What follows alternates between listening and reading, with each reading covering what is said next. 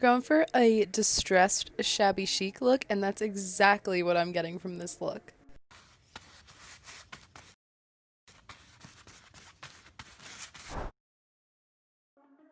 So this is the color palette we're working with today. We've got some mint greens, beige, yellows, and some browns.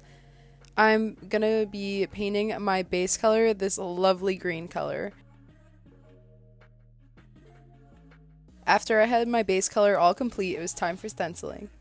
I'm going to be using this Castle Wall Damask stencil, and the funny thing is I actually used this on one of my first projects and now I'm using it still today.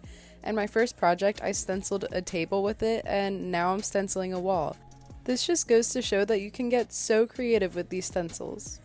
I'm painting the majority of the stencil my beige color, and then I'm going in with my deeper brown color and filling in those outside shapes, and then on the inner shape I'm outlining that in my yellow color in sort of a messy hand to achieve a shabby chic distressed kind of style.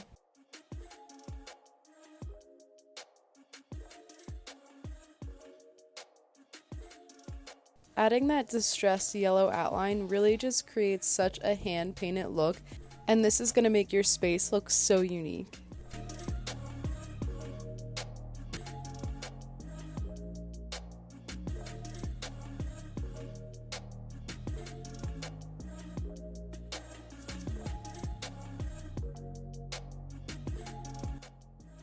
Using the registration marks in this stencil is super easy and made the process fly by.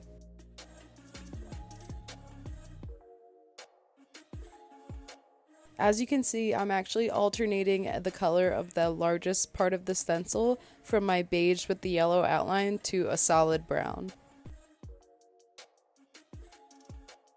Adding this variety of color really just creates a whole nother dimension to this pattern, so you can focus not only on the different shapes but also on the color.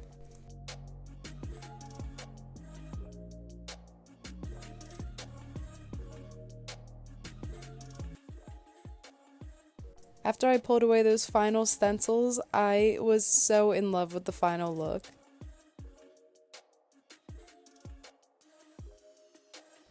This color palette was chosen by our followers and they made the best decision. This is the perfect color scheme and pattern for an open entryway, just to really light up your space right when you walk in that door.